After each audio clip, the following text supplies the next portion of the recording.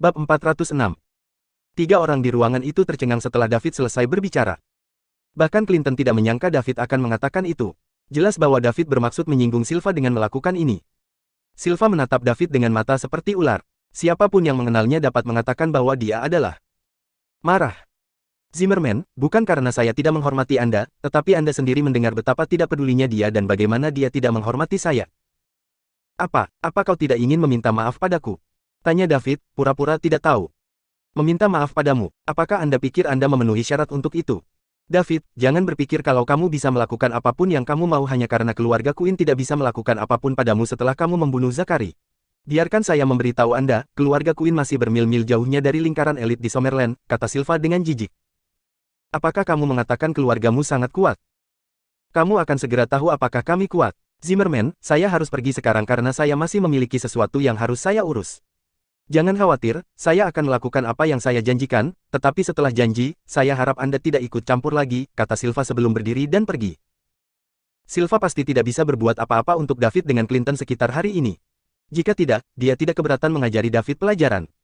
David hanya menunjukkan kekuatan seorang ranker harimau menengah. Namun, dia masih muda dan sekitar 10 tahun lebih muda dari Clinton dan yang lainnya. Dia benar-benar jenius karena bisa menjadi ranker harimau menengah di usia ini. Dia pergi begitu saja, betapa membosankan. David mengira Silva akan melakukan sesuatu padanya. Benar saja, masih ada perbedaan antara anak-anak kaya elit ini dan orang-orang seperti Zachary. Paling tidak, mereka jauh lebih licik dan canggih daripada Zachary. Silva tidak tahu bahwa kehadiran Clinton adalah hal yang memungkinkan dia untuk melarikan diri untuk saat ini, jika tidak, jika dia berani mengambil tindakan, David akan melumpuhkannya bahkan jika dia tidak membunuhnya. Dev, tolong beri aku sedikit wajah dan jangan berkonflik dengan Silva untuk saat ini, Clinton. Dikatakan. Tujuan dia membawa kedua pria itu ke sini adalah untuk menjernihkan kesalahpahaman mereka, jangan-jangan. Mereka berkelahi, tidak peduli siapa yang menang atau kalah, itu akan melemahkan kekuatan orang-orang di sisinya. Tanpa diduga, keduanya akhirnya berpisah dengan cara yang buruk. Dalam hal ini, dia tidak ingin mengkhawatirkannya lagi. Itu akan baik-baik saja selama tidak ada yang terjadi pada mereka berdua dalam 3 bulan ke depan. Clinton, jangan khawatir, saya tidak akan menyerang kecuali seseorang menyinggung saya.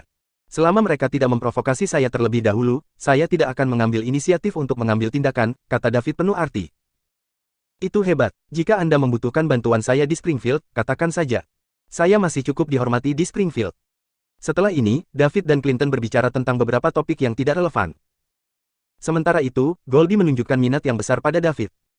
Seperti itulah wanita, mereka adalah makhluk yang sangat ingin tahu, semakin misterius sesuatu, semakin mereka ingin mempelajarinya. Jika dia bisa melihat David dengan mudah, dia tidak akan tertarik padanya. Namun, saat ini, mereka tidak dapat menemukan informasi tentang David sama sekali. Semakin misterius dia, semakin dia membangkitkan rasa ingin tahunya. Dia secara tidak langsung mencoba menanyakan latar belakang dan identitas David. Namun, jawaban David tidak dapat ditembus. Setelah mengobrol untuk waktu yang sangat lama, dia tidak bisa mendapatkan informasi apapun dari dia. Setelah meninggalkan klub Rubik, rencana awal David adalah mampir ke Salt River Province untuk mengunjungi Bibi Sally dan Bibi Diana. Setelah itu, dia akan pergi menghadiri reuni. Bab 407. Namun, sekarang, rencananya telah berubah. Reuni kelas mungkin akan ditunda untuk beberapa waktu. Istirahat baru saja dimulai dan beberapa teman sekelas belum kembali, jadi itu untuk sementara ditetapkan selama sebulan kemudian. Ini diputuskan oleh teman-teman sekelasnya di obrolan grup kemarin. Karena masih pagi, David berencana membawa Julia ke Dark Chapel sebelum ini karena ini adalah hal terpenting yang ada dalam daftarnya saat ini.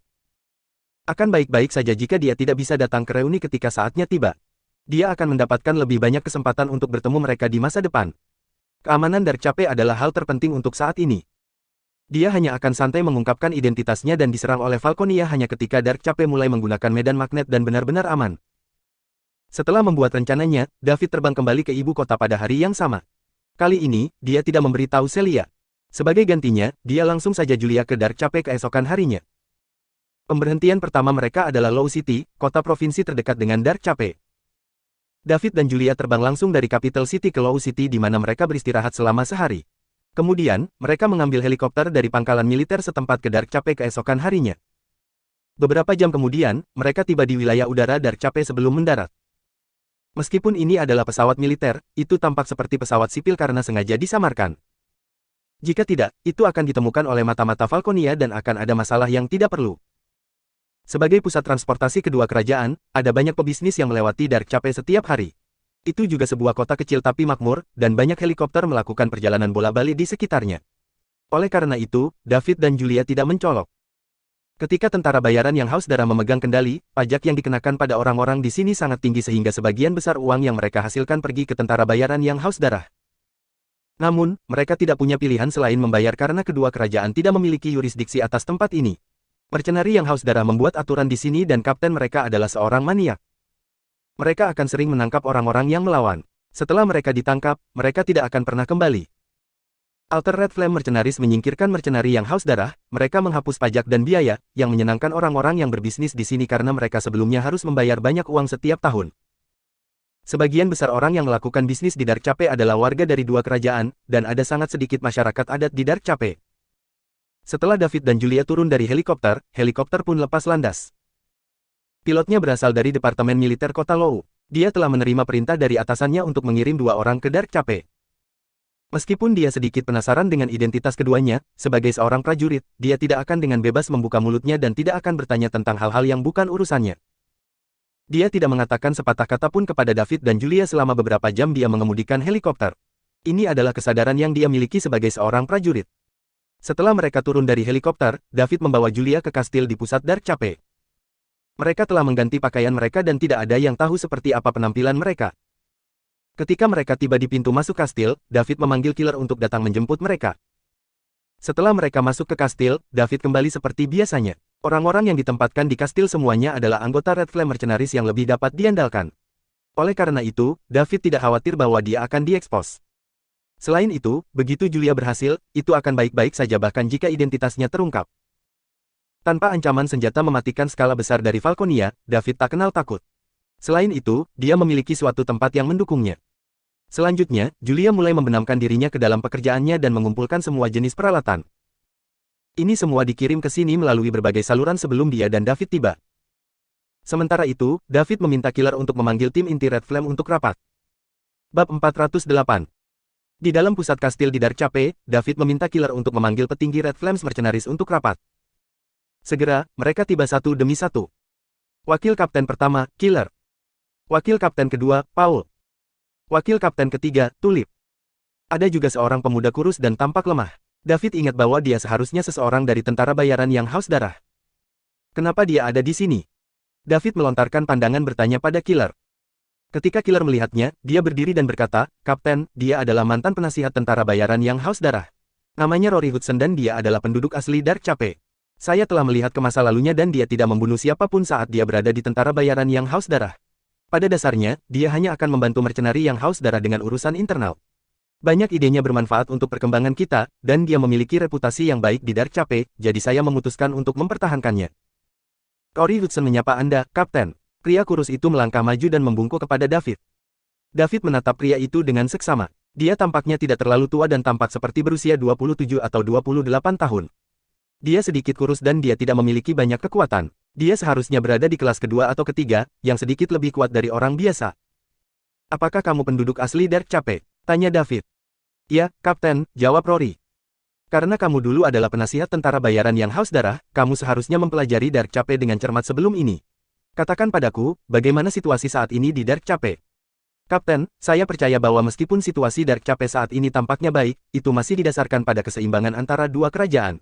Setelah keseimbangan antara kedua kerajaan mulai sedikit miring, Dark Cape akan dihancurkan." Petik 2. Oh, harap spesifik. Tanjung Gelap terletak di antara dua kerajaan, dan itu adalah satu-satunya tempat tanpa gangguan magnet, jadi itu adalah titik strategis yang sangat penting. Tak satu pun dari dua kerajaan akan mengizinkan yang lain untuk mendapatkannya, jadi begitulah yang ditempati oleh mantan tentara bayaran haus darah dan api merah saat ini. Tapi begitu keseimbangan antara kedua kerajaan rusak, Dark Cape akan berada dalam situasi genting. Tanjung Gelap hanyalah sebuah perahu kecil di depan dua kerajaan dan bisa ditelan ombak besar kapan saja.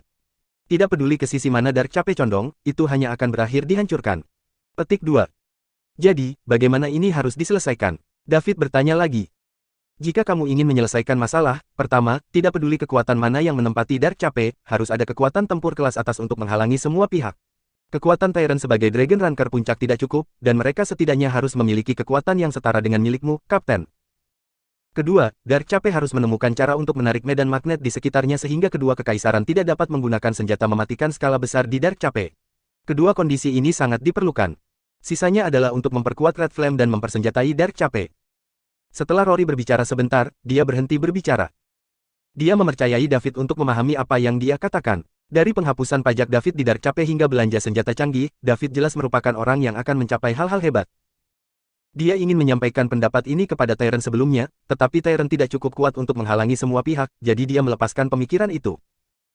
Bahkan jika dia mengutarakan pikirannya dan Tyrion melakukan apa yang diperintahkan, siapapun dengan kekuatan David akan dapat melenyapkan tentara bayaran yang haus darah. Dengan demikian, kedua kondisi itu tidak dapat disangkal, Dark Cape tidak akan aman jika salah satu dari mereka tidak diterapkan. Rory, ada baiknya kamu bisa memikirkan hal ini. Saya akan menyerahkan pengembangan Dark Cape kepada Anda. Mereka bertiga akan bekerja sama denganmu dan aku yakin kamu juga ingin melindungi kampung halamanmu, kan? Ya, Kapten, Rory menjawab dengan gembira. Meskipun dia telah direkrut oleh 3 wakil Kapten Red Flame, semuanya masih tidak pasti tanpa adanya Kapten. Itu karena dia tahu bahwa wajah perak adalah penguasa sebenarnya dari api merah. Sekarang dia akhirnya ditegaskan oleh Kapten, dia secara alami berada di atas bulan. Selain itu, tentara bayaran api merah jauh lebih manusiawi daripada tentara bayaran yang haus darah.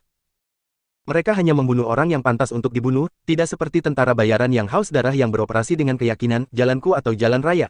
Selanjutnya, Tyrion benar-benar gila. Red Flarney juga membebaskan Dark Cape dari pajak, yang akan menjadi astronomi. Kelompok tentara bayaran mana yang tidak ingin menduduki Dark Cape untuk pajak setinggi langit?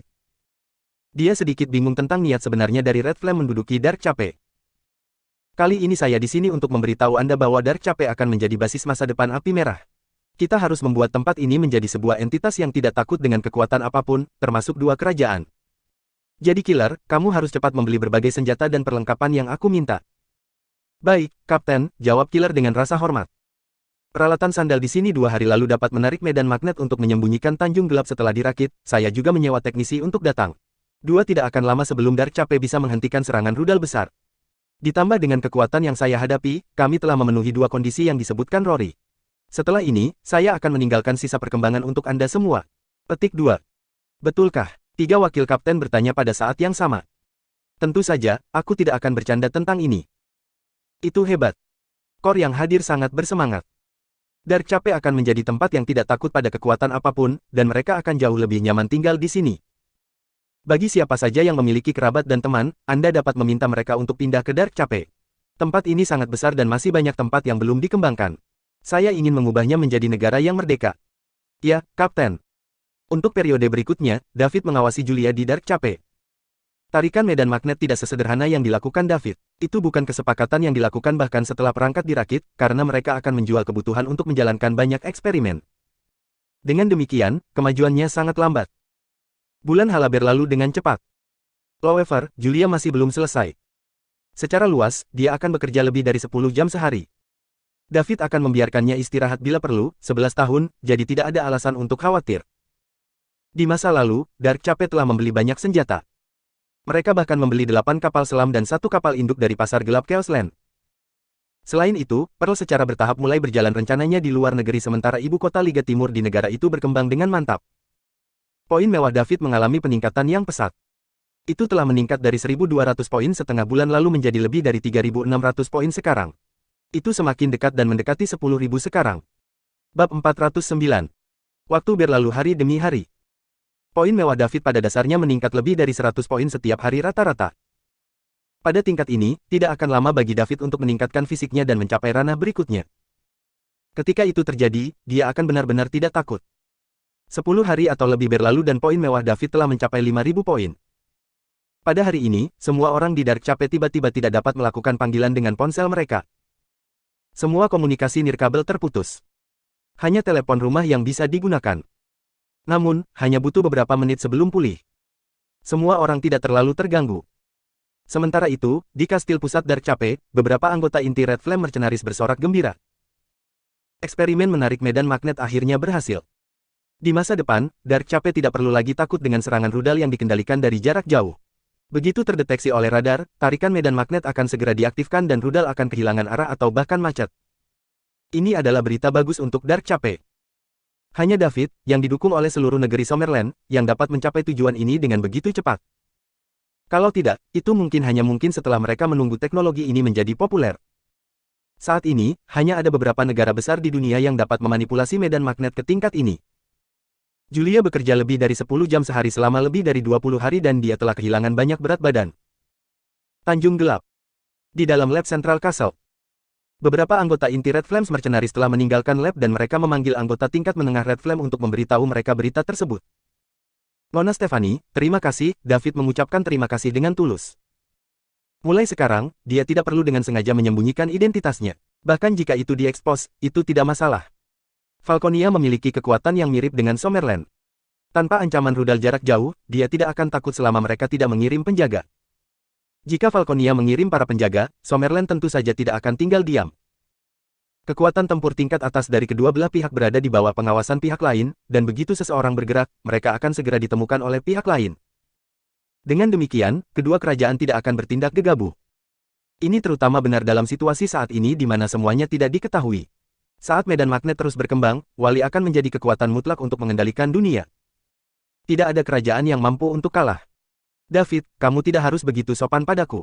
Anda juga salah satu dari kami di Summerland. Plus, kamu bahkan menyelamatkanku terakhir kali, kata Julia kelelahan. Dia telah berada di lingkungan kerja dengan tekanan tinggi selama lebih dari 20 hari dan itu memang berat baginya. Lagi pula, dia hanya orang biasa. Nona Stephanie, istirahat dulu. Anda telah bekerja selama berhari-hari sehingga Anda harus beristirahat dengan baik. Kami hanya akan kembali ketika Anda sudah cukup pulih, kata David. Oke, namun, Anda harus berhenti memanggil saya Nona Stephanie. Panggil saja aku Jules. Kurasa itu tidak pantas, kata David ragu-ragu. Jules terdengar terlalu akrab, dan David tidak terbiasa dengan ini. Apa yang tidak pantas tentang ini? Teman-temanku semua memanggilku seperti itu, atau apakah kamu mengatakan kepadaku bahwa kamu tidak melihatku sebagai temanmu? Julia bertanya. Tidak mungkin, Anda telah banyak membantu saya, bagaimana mungkin saya tidak melihat Anda sebagai teman saya?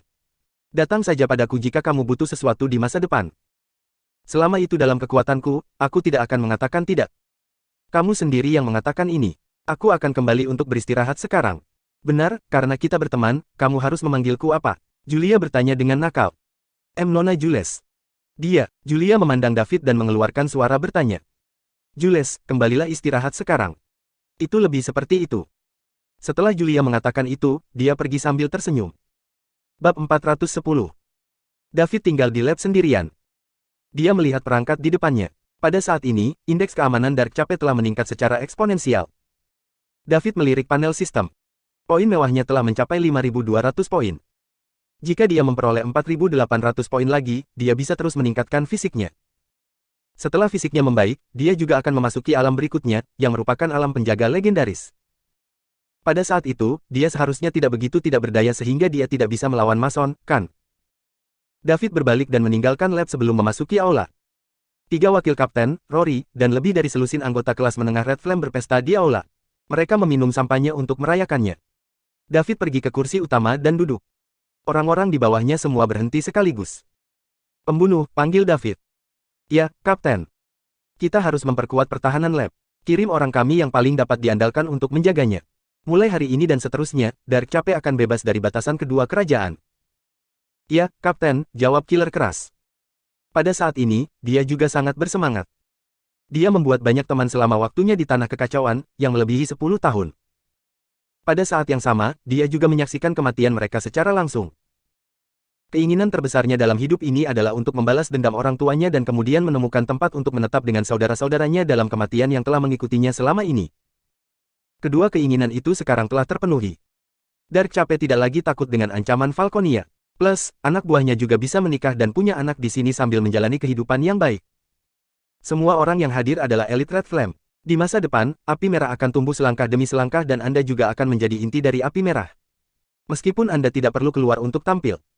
Tugas dan Anda akan memiliki kehidupan yang stabil, saya harap Anda tidak akan menyia-nyiakan seni bela diri Anda. Di masa depan, seni bela diri akan berkembang secara bertahap, jadi saya harap Anda dapat terus bekerja keras dan membawa kami menuju kejayaan yang lebih besar. Ya, Kapten, kami pasti akan memenuhi harapan Anda. Petik 2. Selusin orang menjawab bersama-sama. Baiklah, pergi bersenang-senang. 2 hari kemudian, David meninggalkan Dark Cape secara diam-diam bersama Julia. Setelah 1 hari, David dan Julia kembali ke ibu kota. Setelah mengirim Julia kembali, David menelepon Celia dan menyuruhnya menunggu di rumah karena dia akan tiba sebentar lagi. Anggota keluarga Celia semua ada di rumah hari ini dan mereka tidak pergi kemanapun. Itu karena David memberitahu Celia sebelumnya bahwa dia akan datang ke ibu kota hari ini. Jadi, keluarga tiga orang itu di rumah menunggu David. Mindy dan John telah mengawasi East Lake Capital sejak mereka mengetahui bahwa David adalah bos di baliknya. Semakin banyak mereka mengetahui tentang ibu kota Liga Timur, semakin terkejut mereka. Jumlah perusahaan yang akan diinvestasikan oleh East Lake Capital setiap hari tumbuh seperti orang gila. Penilaian dunia luar untuk East Lake Capitals juga berubah setiap hari. Sekarang, itu mendekati nilai pasar 2 triliun. Di Utailis juga semakin besar dengan bantuan East Lake Capitals. Dalam waktu kurang dari sebulan, nilai pasar mereka telah berlipat ganda. Mereka kini telah membuka ratusan toko dan juga mulai merambah ke kota-kota di sekitar ibu kota. David bukan lagi bocah malang yang dipandang rendah Mindy. Dia tampaknya telah menjadi bujangan yang sangat memenuhi syarat yang akan dilayani dengan hati-hati oleh Mindy dan suaminya. Setelah mengetahui bahwa David akan datang, mereka berdua bahkan tidak pergi bekerja. Mereka menunggu di rumah tetapi tidak berani meminta putri mereka untuk mendesak David agar datang lebih cepat. Ini adalah perbedaan dalam perlakuan yang disebabkan oleh perubahan status. Bab 411. Celia, pernahkah kamu mendengar David menyebut seseorang bernama Pearl? Tanya Mindy. Dia telah mengikuti pembaruan di East Lake Capitals dan dia telah memperhatikan wanita ini sejak awal. Dia juga melihat dari dekat profil Pearl. Mindy menemukan bahwa dia hanyalah seseorang yang keluar dari daerah pedesaan yang miskin dan dia telah mengandalkan orang kuat seperti David untuk berubah menjadi seorang pengusaha wanita bernilai puluhan miliar dolar. Apalagi ini hanya memakan waktu beberapa bulan. Dia sekarang adalah manajer umum East Lake Capitals, orang paling berkuasa kedua di perusahaan bernilai triliunan dolar East Lake Capitals, setelah David sendiri. Mindy sangat prihatin dengan para wanita di sekitar David, karena takut seseorang yang lebih baik dari putrinya akan mencuri David. Di mana lagi dia bisa menemukan menantu yang tampan, kaya, dan baik hati. Orang hanya bisa menemukan hal-hal seperti itu secara kebetulan. Tidak, ada apa? Celia bertanya dengan rasa ingin tahu. Oh, kenapa kamu tidak peduli dengan hal semacam ini? Pearl adalah manajer umum East Lake Capitals, jadi dia selalu berhubungan dengan David. Ditambah lagi, dia cukup tampan. Apakah kamu tidak khawatir dia akan mencuri David darimu? Mindy berkata, merasa kesal terhadap Celia karena tidak memenuhi harapannya. Astaga, Bu, David sangat luar biasa. Bukankah normal untuk memiliki beberapa wanita di sekitarnya? Selain itu, dia akan memberitahu saya ketika dia merasa siap, dan jika saya bertanya kepadanya ketika dia tidak mau memberitahu saya hanya akan mendapatkan reaksi buruk darinya. Apa gunanya itu?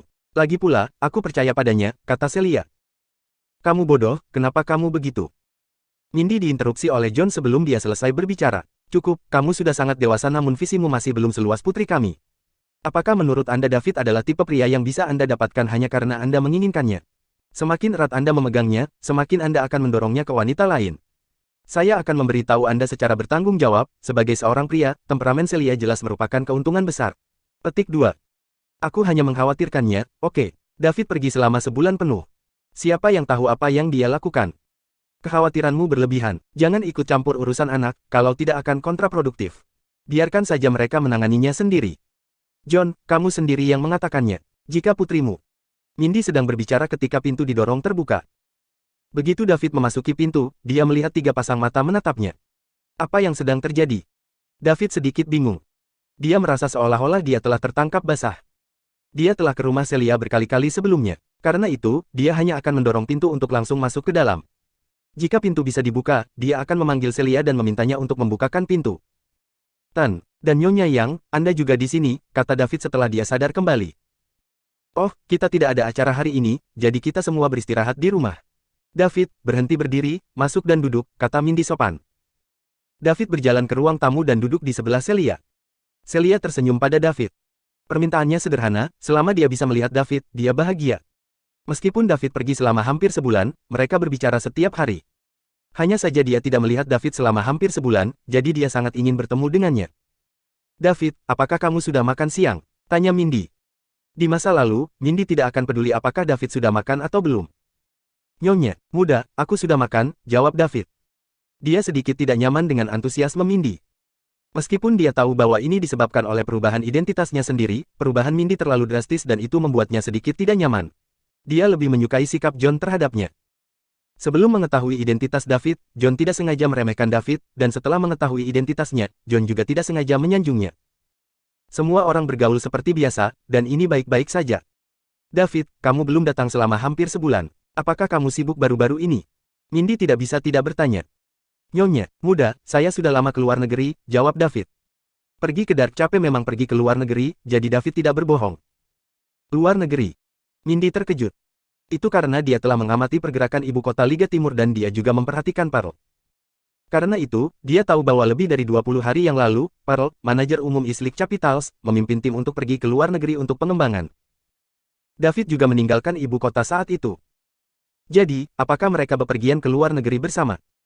Mindy tidak akan percaya jika orang lain memberitahunya bahwa David dan Pearl tidak ada apa-apanya. Dia juga telah berkecimpung di dunia bisnis selama bertahun-tahun, jadi dia tahu beberapa aturan tak tertulis tentang ini. Pria yang dikenalnya yang memiliki karir yang sukses akan memiliki satu atau bahkan beberapa keluarga di luar.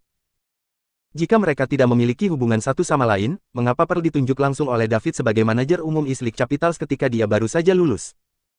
Dia bahkan tumbuh memiliki kekayaan bersih lebih dari 10 miliar hanya dalam beberapa bulan. Pearl tidak memenuhi syarat untuk itu dengan cara apapun. Mindy dengan cepat bertanya lagi, di luar negeri, Anda sendiri.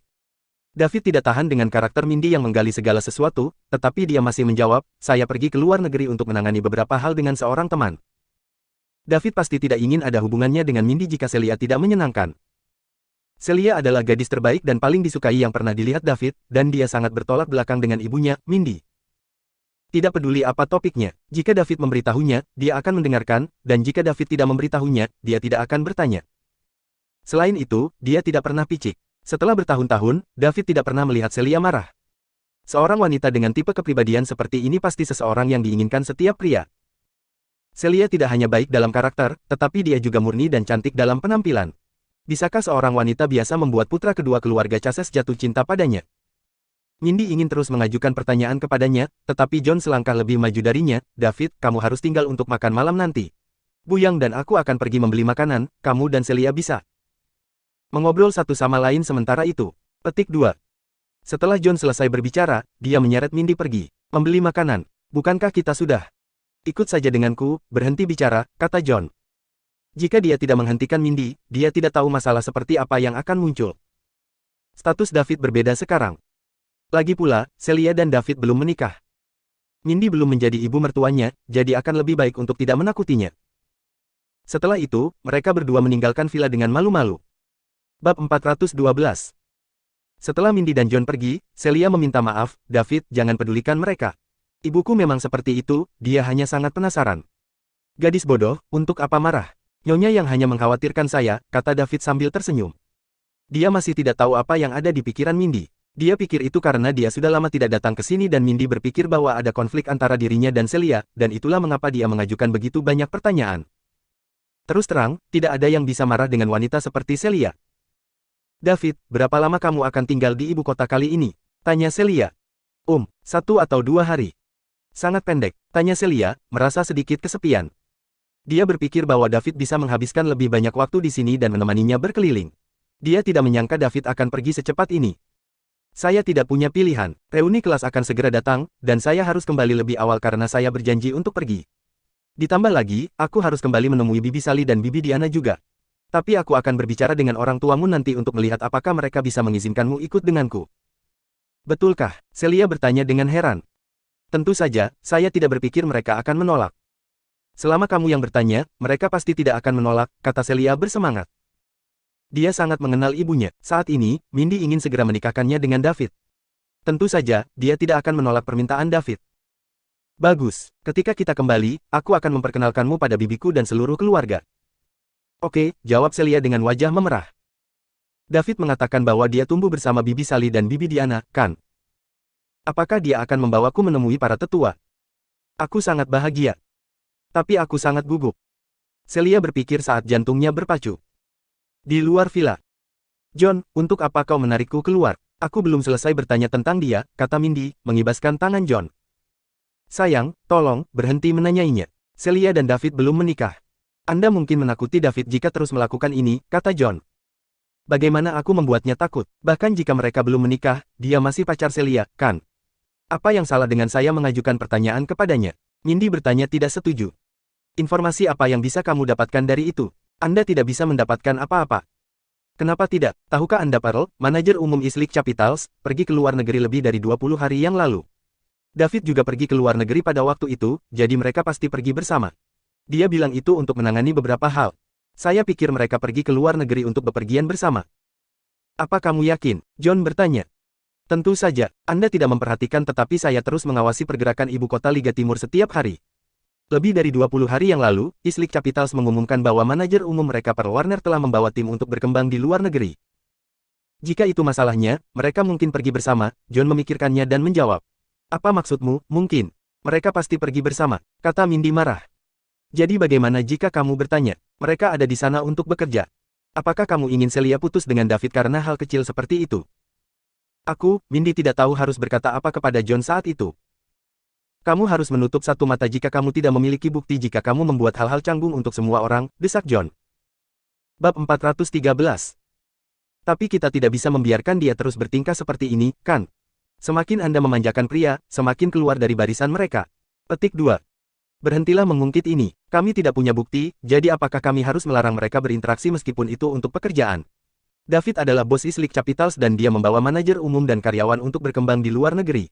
Ini normal. Tetapi, tidak ada tapi, ayo pergi. Pergi membeli beberapa makanan dengan saya. Kita harus memberi mereka waktu sendirian. Setelah makan malam di malam hari, keluarga itu duduk di ruang tamu. Akhirnya, Mindy berhasil menahan diri dan tidak terus menanyai David.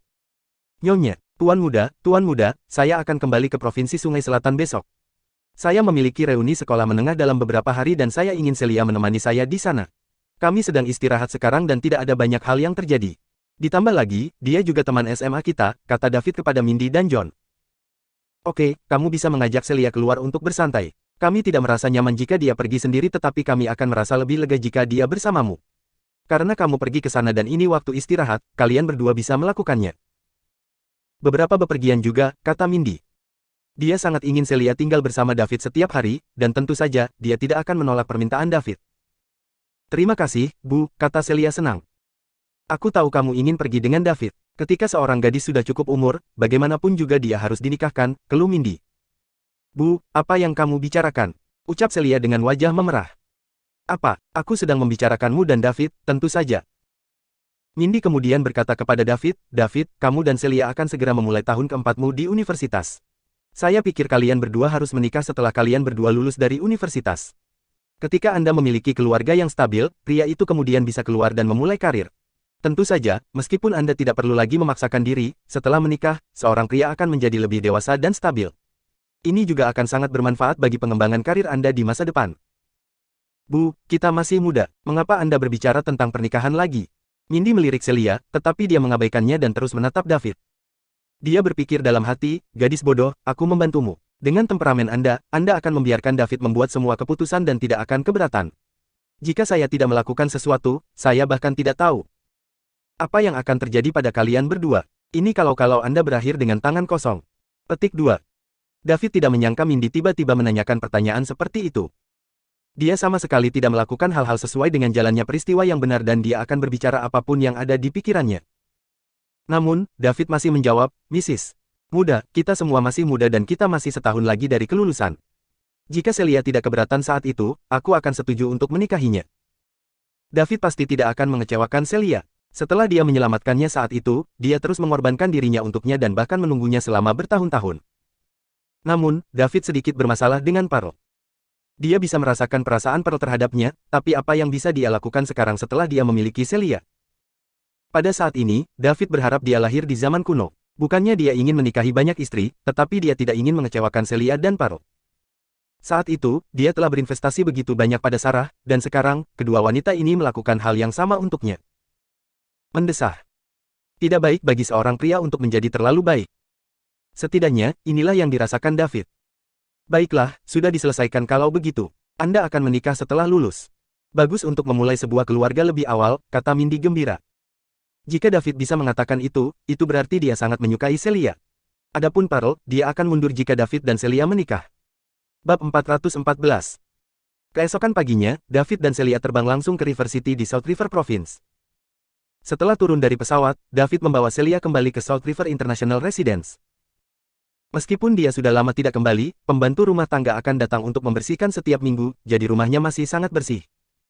Dalam perjalanan, David menelepon Golden Leaf Hotel untuk meminta mereka mengantarkan makan siang ke South River International Residence. Dia terlalu malas untuk berlarian lagi, dan karena dia memiliki kekuatan, dia harus menggunakannya. Setelah memasuki South River International Residence, David berkata kepada Celia, "Celia, jika kamu lelah, kamu harus istirahat dan aku akan meneleponmu ketika makan siang tiba." "Aku tidak lelah, David, apakah ini tempat tinggalmu?" "Indah sekali," tanya Celia sambil melihat sekeliling rumah. "Ya, saya dulu tinggal di sini. Jika Anda suka, kita bisa tinggal di sini selama beberapa hari ke depan. Jika Anda ingin menginap di hotel, kami juga bisa melakukannya. Ada hotel bintang 8 di sini milikku juga." "Tidak, saya tidak ingin tinggal di hotel. Saya baik-baik saja tinggal di sini," kata Celia. "Baiklah, kita akan tetap di sini. Sore hari, saya akan membawa Anda untuk melihat Bibi Sally dan Bibi Diana. Mereka juga tinggal di daerah ini." David, apakah aku perlu membeli beberapa hadiah untuk mereka?" Celia bertanya dengan canggung. Dia masih sedikit gugup melihat para tetua David. "Tidak, mereka tidak kekurangan apapun di rumah. Tidak apa-apa jika Anda muncul. Bukankah ini yang kau katakan padaku saat aku pergi ke rumahmu?" kata David sambil tersenyum. Itu berbeda," bisik Celia. "Baiklah, tidak apa-apa. Bibi Sally dan Bibi Diana adalah orang-orang yang sangat baik. Mereka tidak peduli dengan hal-hal ini. Apakah Anda ingin mandi dan istirahat?" "Tidak, aku tidak lelah. Aku hanya akan melihat pemandangan di sini, kamu harus pergi dulu," kata Celia sambil berjalan menuju jendela Prancis yang besar. "Baiklah, aku akan ke atas dan mandi. Saya akan segera turun, Anda duduk di sini sebentar." Petik 2. David naik ke atas. Celia berdiri di dekat jendela dan menarik napas dalam-dalam beberapa kali untuk meredakan kegugupannya. Setelah lebih dari 10 menit, David turun. Keduanya duduk di ruang tamu mengobrol sebentar sebelum bel pintu berbunyi. "Itu seharusnya makan siang, aku akan membuka pintunya." David berjalan ke pintu masuk, membuka pintu, dan menemukan bahwa itu adalah Bibi Sally dan yang lainnya. "Dev, kenapa kamu tidak memberitahu kami bahwa kamu kembali?" Bibi Sally bertanya dengan nada mencela. "Ya, sudah lama sejak kamu kembali. Jika bukan karena orang-orang di hotel mengatakan bahwa mereka mengantarkan makanan untuk Anda, kami tidak akan tahu Anda kembali," kata Bibi Diana. "Bibi Sally, Bibi Diana, aku baru saja tiba. Aku akan melihat kalian di sore hari. Masuk dan duduklah." Setelah David mengatakan itu, dia mengundang Sally dan yang lainnya untuk masuk. Sally dan Diana bukan satu-satunya di sini, Paman Alex, Paman Yusef, sepupu Judy, suami Judy Jude, sepupu Lily, dan sepupu Jessie semuanya ada di sini. Kedua keluarga itu, selain Lily dan Jessie yang masih sekolah, semuanya bekerja di Hotel Golden Leaf. Plus, mereka memegang posisi peringkat menengah ke atas, jadi mereka tidak perlu berbuat banyak untuk menghasilkan banyak uang. David sengaja mengatur ini. Gaji tahunan mereka lebih dari gaji manajer umum di Golden Leaf Hotel. David telah mengubah kehidupan kedua keluarga itu. Mereka telah mendapatkan pijakan di kota besar seperti River City. Mereka mengendarai mobil mewah dan tinggal di villa mewah. Selain itu, mereka memiliki pekerjaan yang layak yang membayar mereka dengan gaji yang sangat tinggi. Mereka merasa sangat bangga ketika mereka kembali ke kota Su bersama. Kedua keluarga akan mengendarai 3 mobil mewah masing-masing bernilai jutaan untuk kembali ke kota Su, menciptakan pemandangan yang mempesona. Selain mereka, belum pernah ada 3 mobil mewah bernilai jutaan yang muncul secara bersamaan di kota Su. Bab 415. Keluarga Sally dan Diana juga terkenal di kota Su sekarang. Dalam kata-kata mereka, mereka menghormati leluhur mereka. Ini diberikan kepada mereka oleh Daud. Apa yang dilakukan kedua keluarga itu hanyalah membantu David pada saat yang paling sulit dan menyedihkan dan membawanya untuk tinggal bersama mereka. Dari pandangan Sally dan Diana, mereka adalah kerabat David dan juga orang tua David, jadi mereka harus membantu David sebagai tanggung jawab. Namun, David memberi mereka begitu banyak sebagai imbalan. Tentu saja, David memiliki ide yang sama. Karena mereka adalah keluarga, dia harus membantu mereka jika dia memiliki kemampuan untuk melakukannya. Sebaliknya, Paman Bobby dan Paman Leslie dari David, serta pamannya, sekarang berselisih karena kompensasi dari orang tua David. Sampai hari ini, David belum memberi mereka manfaat apapun. Kedua keluarga itu masih ingat mata iri orang-orang itu ketika mereka kembali. Mereka memohon kepada Sally dan keluarga Diana untuk membantu mereka menemukan cara agar mereka juga datang untuk berkembang di River City. Namun, Sally dan Diana sama-sama menolak. Mereka ingin mereka bekerja di perusahaan David, tetapi jika David tidak mengatakan apa-apa tentang itu, Sally dan Diana tidak berhak mengatakan apapun. Mereka tahu temperamen David. Ketika seseorang menunjukkan kepadanya sedikit kebaikan, dia akan membalasnya dengan semua yang dia miliki. Namun, keluarga-keluarga ini tidak berhutang budi sama sekali kepada David. Selanjutnya, perseteruan antara Bobby dan David cukup buruk, jadi tentu saja mereka tidak akan setuju. Ketika mereka bekerja di hotel lebih awal hari itu, mereka mendengar dari staf hotel bahwa ketua telah kembali dan dia telah meminta hotel untuk menyiapkan makan siang. Maka, Sally dan Diana mengumpulkan anggota keluarga mereka untuk datang bersama-sama mengantarkan makanan kepada David. Setelah ini, kelompok 8 memasuki ruang tamu. David menyapa semua orang satu persatu. Setelah itu, dia memanggil Celia, yang bertingkah agak pendiam di dekat jendela. Celia, kemari. Izinkan saya memperkenalkan kepada Anda Bibi Sally dan Bibi Diana saya. Petik 2. Pada saat ini, kedua keluarga memperhatikan bahwa sebenarnya ada orang lain di ruang tamu. Celia dengan gugup mendekat dan berdiri di samping David. Sally dan Diana menatap wajah Celia dengan heran. Gadis ini sangat cantik. Mereka telah bekerja di Hotel Daun Emas begitu lama dan sebagian besar orang yang datang dan pergi adalah para elit, tetapi mereka belum pernah melihat gadis secantik itu sebelumnya. Laki-laki, Dev, Anda menemukan pacar yang sangat cantik. David memperkenalkan mereka satu sama lain. Celia juga menyapa orang-orang ini satu persatu. Celia, kamu sangat cantik, kata Lily senang setelah meletakkan barang-barang di tangannya di atas meja dan meraih tangan Celia. Lily, kamu juga sangat cantik. Dev, kenapa kamu tidak memberitahu kami bahwa kamu membawa pacarmu? Saya tidak menyiapkan apa-apa, kata Sally. Menurut tradisi mereka, para tetua keluarga perlu memberikan hadiah kepada pacar David ketika dia membawanya kembali. Kami juga tidak menyiapkan apa-apa, kata Diana. Bibi Sally, Bibi Diana, bagaimana aku tahu bahwa kamu tiba-tiba muncul? Saya akan membawa Celia untuk mengunjungi kalian di sore hari, David tersenyum masam. Kalau begitu, kita akan menemukan waktu untuk mengadakan pertemuan di masa depan. Kamu belum makan, kan? Ayo makan dulu. Setelah Sally mengatakan itu, dia meletakkan makan siang yang dia pegang ke atas meja. Sisanya mengikuti dan juga meletakkan makanan yang mereka tahan. Bab 416. Keesokan harinya, David membawa Celia untuk mengunjungi keluarga bibinya Sally dan Diana. Celia menerima 4 hadiah berbeda, karena itu adalah tradisi yang diikuti keluarga David untuk melimpahkan berkah mereka. Sebagai penatua David, orang dewasa memutuskan untuk memberikan berkah mereka dalam bentuk hadiah, tetapi seberapa mahal setiap hadiah tergantung pada kemampuan keuangan orang dewasa.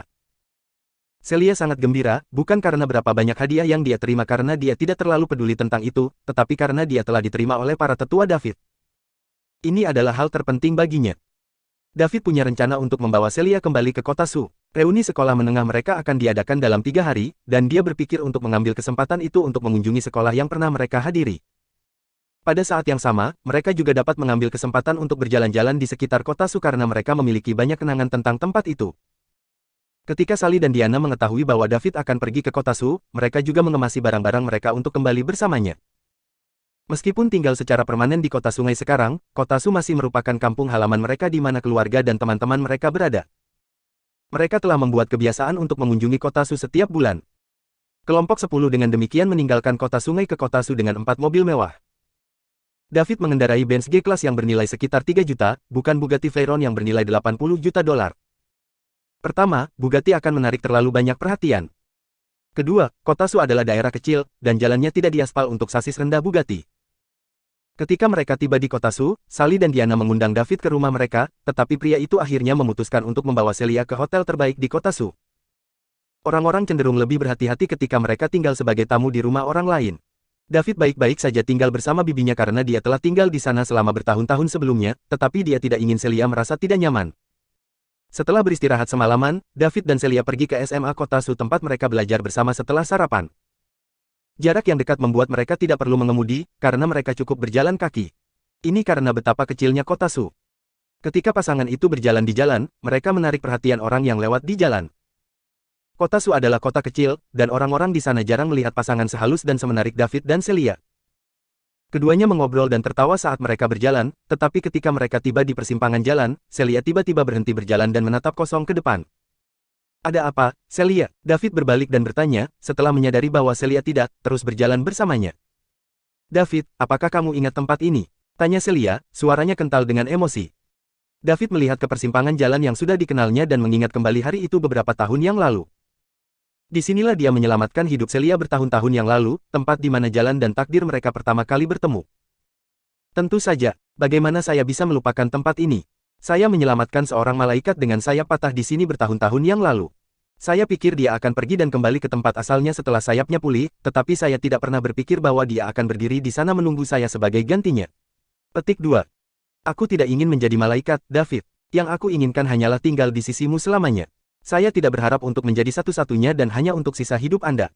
Saya akan puas hanya melihat Anda setiap hari. Celia memandang David dan berkata dengan tulus. Kenapa kamu begitu bodoh? David dengan lembut menarik Celia ke dalam pelukan. Celia bersandar ke pelukan David dan memeluknya kembali. Mereka berdua berpelukan di jalanan menarik perhatian banyak orang di sekitar. Lagi pula, ini adalah tengah hari dan pertunjukan kasih sayang di depan umum seperti itu jarang terjadi. Namun, sebagian besar, mereka berdua menarik begitu banyak perhatian karena betapa tampan dan cantiknya mereka. Mereka lebih tampan dan menawan daripada selebriti di televisi. Semakin banyak orang mulai berkumpul dan Celia menyadari bagaimana mereka harus memandang orang yang lewat, berpelukan di tengah jalan. Oleh karena itu, dia mendorong David menjauh dan meraih tangannya dengan wajah memerah, lalu berjalan cepat menuju SMA Kota Su. Dia merasa malu untuk ditatap oleh begitu banyak orang di jalan. Mereka berdua tiba di SMA Kota Su. Gerbang logam besar ditutup, tetapi pintu kecil di dekat ruang keamanan masih terbuka. David dan Celia berjalan ke pintu yang terbuka dan melihat seorang lelaki tua menonton televisi di dalam. Bab 417. Apakah Anda ingat saya, Tuan Lowell? Saya David, saya di sini untuk mengunjungi Anda. David membawa 2 tas barang ke ruang keamanan dengan Celia mengikuti di belakangnya dan dia berbicara dan meletakkannya di atas meja kecil di dalamnya.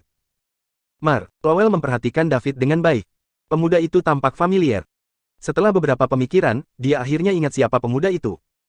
Itu adalah David Liddell, mantan siswa SMA Kota Su. Alasan mengapa David merasa akrab adalah karena pemuda itu biasa mengantarkan makanan kepadanya saat istirahat. Setelah beberapa waktu, keduanya menjadi akrab dan dekat satu sama lain. Tuan Lowell sebenarnya sangat menghormati pemuda ini. Sementara siswa lain belajar dan bermain-main, David biasanya keluar melakukan pekerjaan paruh waktu. Apa yang benar-benar memperkuat rasa hormat itu, bagaimanapun, adalah bagaimana meskipun melakukan paruh waktu, hasil David tidak pernah goyah dan dia selalu berada di antara 2 teratas di kelasnya. David adalah salah satu siswa berharga Su City High, karena dia terdaftar di SRU setelah lulus 3 tahun lalu.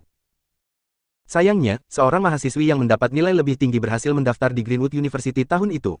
Jika tidak, David akan mendapatkan hasil terbaik dari semua lulusan di SMA Kota Su. Tunggu, gadis di belakang David itu, bukankah dia gadis yang masuk ke Greenwood University?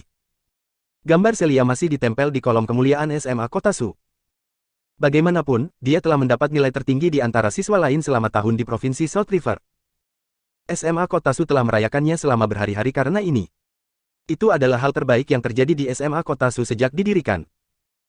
Tidak ada yang menyangka seorang siswa dari sekolah menengah di sebuah kabupaten kecil mendapat skor lebih tinggi dari semua siswa lain di Provinsi South River.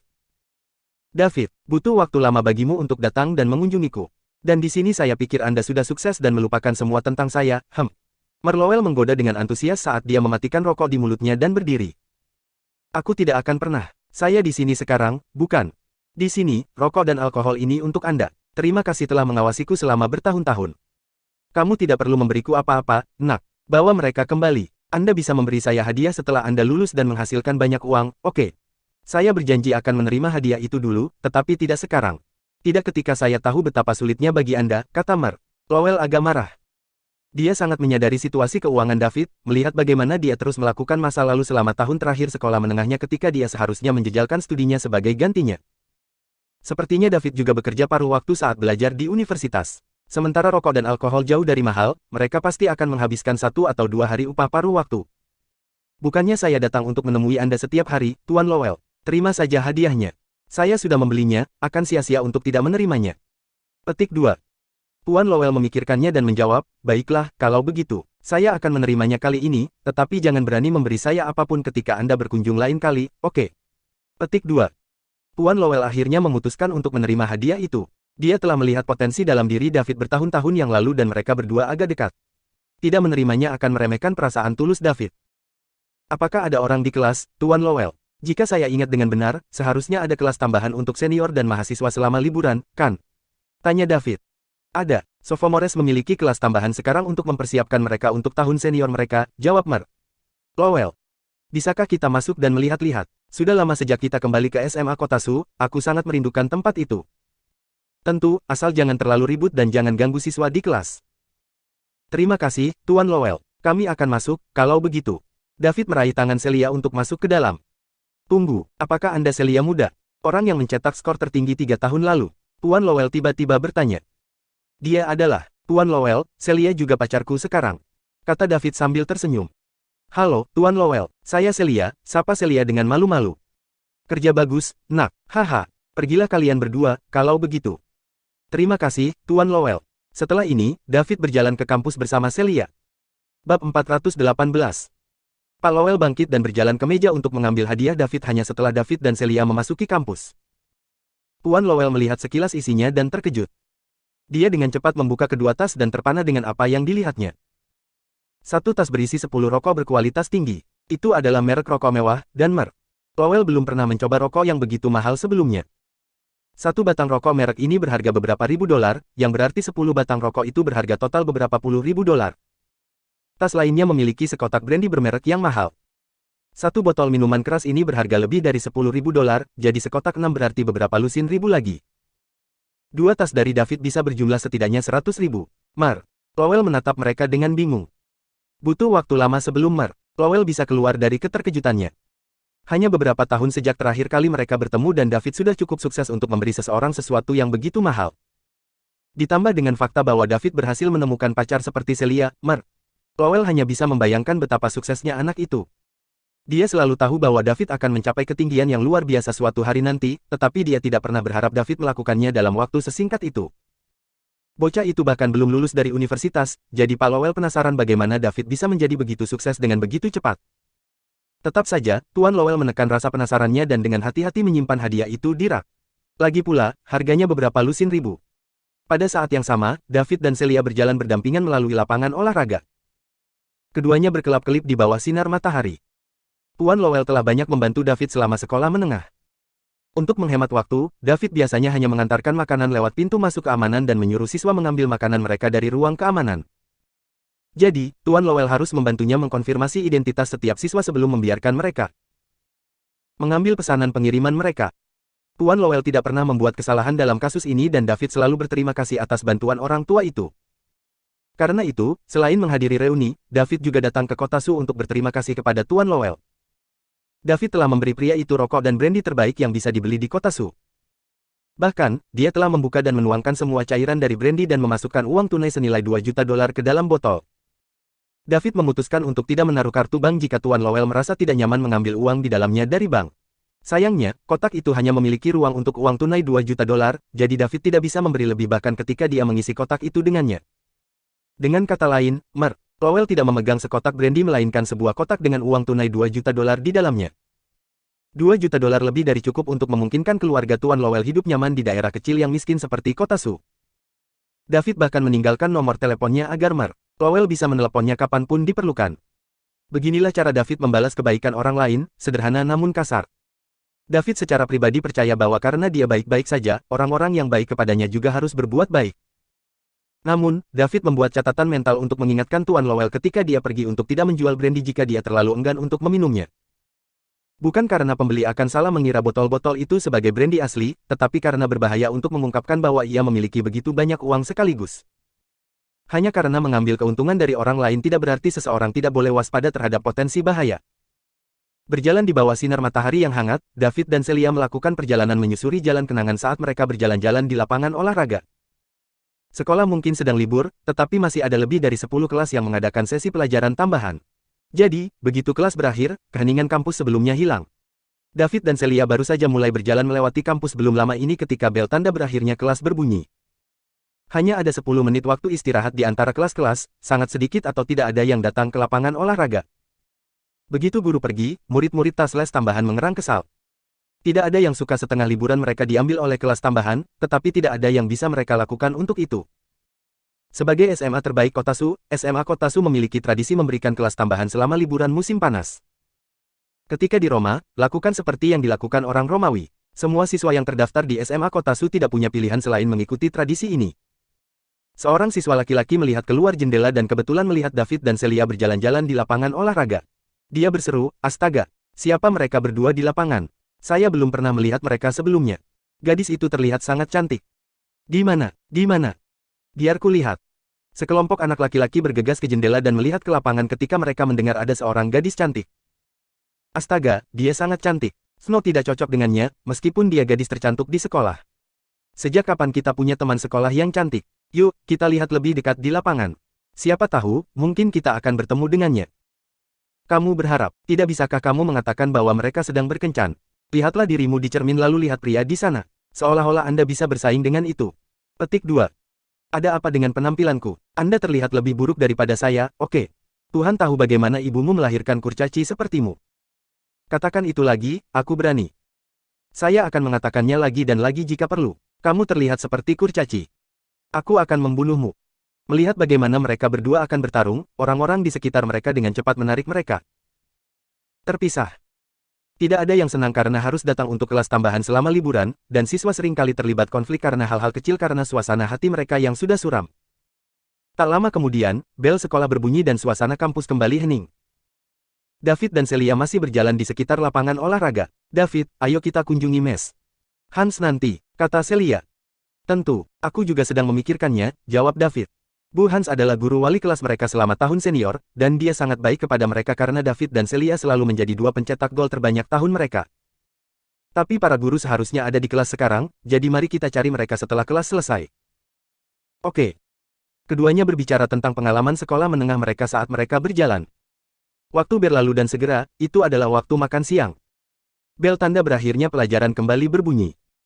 David dan Celia berjalan ke area pengajaran dan masuk ke gedung. Semua siswa yang mereka lewati menatap keduanya dengan rasa ingin tahu. Terutama karena betapa menarik dan menawannya mereka. Siswa tercantik dan tertampan di SMA Kotasu saat ini hampir tidak bisa dibandingkan dengan penampilan David dan Celia. Pasangan itu sudah lulus 3 tahun lalu, yang berarti siswa baru yang masuk sekolah selama tahun senior mereka juga telah lulus dan meninggalkan sekolah sekarang. Jadi, tidak ada yang mengenali dua siswa yang dulu populer ini. Keduanya berjalan ke kantor guru yang ditugaskan untuk guru kelas atas dan masuk bersama. Bab 419. David dan Celia memasuki kantor bersama. Ada sekitar beberapa guru yang mengemasi barang-barang ketika mereka masuk, kemungkinan besar bersiap-siap untuk pergi makan siang. Pasangan itu berhenti di depan mantan guru wali kelas mereka, Mes. Hans. Mes. Han. Mes. Han. Mereka menyapa secara bersamaan. Giselle sedang merapikan mejanya ketika tiba-tiba, dia mendengar seseorang memanggilnya. Tidak terlalu jauh berdiri seorang pria dan wanita muda. Mereka tampak agak akrab bagi Giselle dan setelah beberapa pemikiran, dia dengan cepat mengingat siapa mereka. Keduanya telah banyak berubah, tetapi mereka telah meninggalkan kesan jangka panjang pada Giselle, jadi dia langsung ingat siapa mereka. Tahun senior David dan Celia adalah salah satu tahun paling membanggakan dalam karir mengajarnya, karena dua muridnya diterima di 2 dari 10 universitas top Summerland. Salah satu dari mereka bahkan mendapat nilai tertinggi di antara semua orang di provinsi South River dan terdaftar di Universitas Greenwood yang terkenal secara internasional. Itu adalah tahun di mana dia menjadi guru kelas khusus dan mendapatkan beberapa keuntungan. David, Celia, kenapa kalian berdua di sini? Giselle bertanya dengan gembira. Mereka adalah murid-murid terbaiknya. Guru-guru lain di kantor menoleh untuk melihat pasangan itu juga. David sedikit dikenal di SMA Kotasu karena diterima di SRU, tapi dia memang sudah lulus 3 tahun lalu jadi hanya guru yang mengajarinya yang ingat siapa dia. Namun, Celia bukan hanya siswa SMA Kotasu pertama yang diterima di Universitas Greenwood, tetapi dia juga pencetak gol terbanyak tahun itu di Provinsi South River. Celia mendapat tempat di kolom kemuliaan SMA Kotasu. Namanya masih di paling atas dan pendiriannya tak tergoyahkan. Kami sedang liburan musim panas dan kami kebetulan kembali ke Kotasu, Mes. Hans, jadi kami pikir kami akan datang dan mengunjungi Anda, jawab David. Kamu Celia yang diterima di Greenwood University. Seorang guru menunjuk ke Celia dan bertanya. Saya, Nona, jawab Celia. Kamu adalah pencetak gol terbanyak di Provinsi South River saat itu. Anda membawa kemuliaan ke sekolah kami. Petik 2. Kamu terlalu baik, Nona. Saya tidak bisa melakukannya tanpa ajaran Bu Hans, kata Celia dengan rendah hati. Gadis yang sopan, Anda cerdas, saya tahu Anda akan mencapai ketinggian yang luar biasa di masa depan. Kita akan makan siang dulu, Giselle. Bersenang-senang berbicara dengan siswa Anda. Petik 2. Guru-guru lain mengucapkan selamat tinggal pada Giselle dan meninggalkan kantor untuk makan siang. Mereka semua iri pada Giselle saat itu. Kedua muridnya terdaftar di 10 universitas teratas Summerland, dan salah satunya adalah pencetak gol terbanyak di provinsi itu juga. Sebagai wali kelas mereka, nama Giselle tersebar luas. Direktur sekolah memiliki rencana untuk pensiun, dan ada desas-desus tentang bagaimana Giselle akan menjadi direktur berikutnya setelah kumpulan senior ini lulus. Guru-guru lain iri, tapi ini terserah keberuntungan dan tidak ada yang bisa dilakukan guru lain untuk mengubahnya. Meski pindah di tahun keduanya, Celia tetap berhasil menjadi pencetak gol terbanyak. Kalian berdua sudah makan, ayo makan di luar. Kita bisa bicara sambil makan, saran Giselle. Tentu, tapi kami yang seharusnya merawatmu, Mes. Hans. Terima kasih telah merawat kami saat itu, kata David. Ini semua hasil kerja kerasmu sendiri. Yang saya lakukan hanyalah membimbing Anda. Di luar kampus SMA Kotasu. Bab 420. Di restoran kecil biasa. David, Celia, dan mantan wali kelas mereka, Giselle, makan siang bersama. Jadi, bagaimana kabar kalian berdua? Tanya Giselle. Lumayan, Celia kuliah di Greenwood University dan saya baru saja kembali dari program pertukaran dengan Greenwood University, jawab David. David, kukira kamu kuliah di SRU. Tapi ada beberapa kuota untuk program pertukaran dengan Greenwood University, jadi saya pergi dan belajar di sana sebentar. Kalau begitu, kamu pasti salah satu siswa berprestasi di SRU. Atau kuota seperti itu tidak mungkin menjadi milikmu. Kurasa, jawab David. Mahasiswa top memang, berkat uang yang dia sumbangkan ke SRU. Itu bagus, kalau begitu. Sangat bagus. Anda berdua adalah siswa paling pekerja keras dan disiplin yang pernah saya ajar. Saya tahu Anda akan mencapai kesuksesan besar di masa depan, puji Giselle. Berhenti memuji kami, Nona Han sebelum kami menjadi terlalu percaya diri dan sombong. Apa hubungan antara kalian berdua? Giselle bertanya dengan tajam. Dia telah mengajar selama bertahun-tahun dan memiliki mata yang tajam untuk hal-hal seperti ini. Wajar jika dia bisa merasakan dinamika tertentu antara David dan Celia. Celia pacarku sekarang. David, Celia, aku melihat banyak potensi dalam diri kalian berdua saat itu, tetapi sebagai mahasiswa, kalian berdua harus fokus pada akademis kalian. Anda hanya dapat mengendalikan nasib Anda setelah Anda lulus ketika Anda berpengetahuan, apakah Anda mengerti apa yang saya coba katakan? Giselle berkata dengan serius. Dia takut murid-murid terbaiknya akan kehilangan motivasi mereka untuk belajar sekarang setelah mereka berpacaran. Mereka berdua berada di kolom kemuliaan SMA Kota Su. Akan sangat disayangkan jika mereka tidak bisa mencari nafkah di kota-kota besar dan harus kembali ke daerah kecil seperti Kota Su setelah semuanya. Jangan khawatir, Bu Hans. Kami mengerti. Jangan khawatir, Bu Hans. Kami mengerti. David dan Celia menjawab bersamaan. Baiklah, selama kamu mengerti. Giselle tidak berkata apa-apa lagi.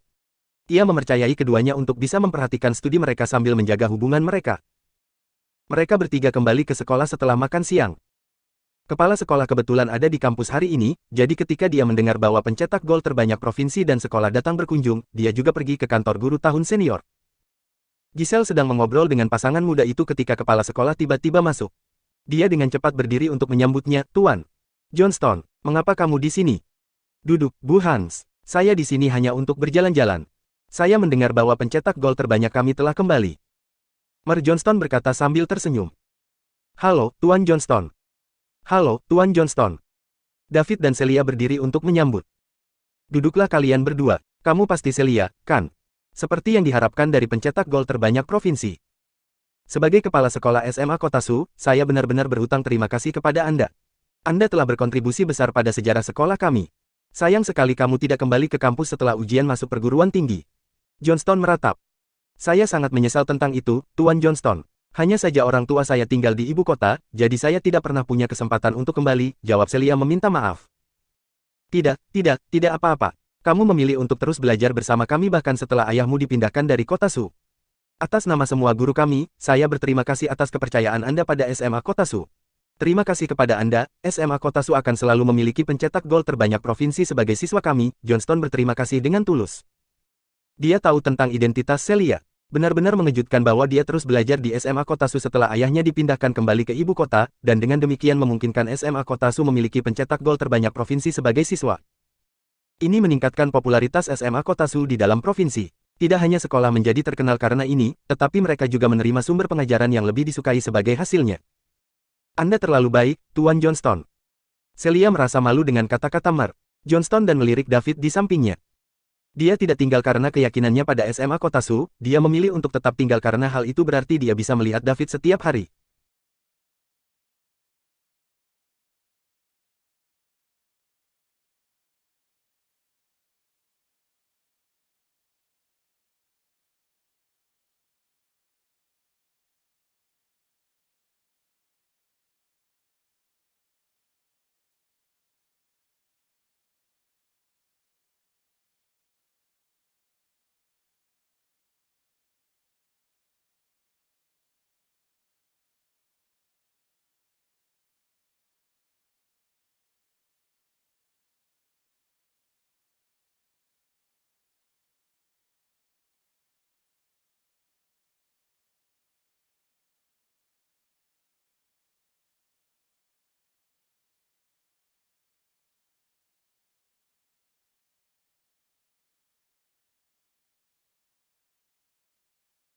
Oke, oke.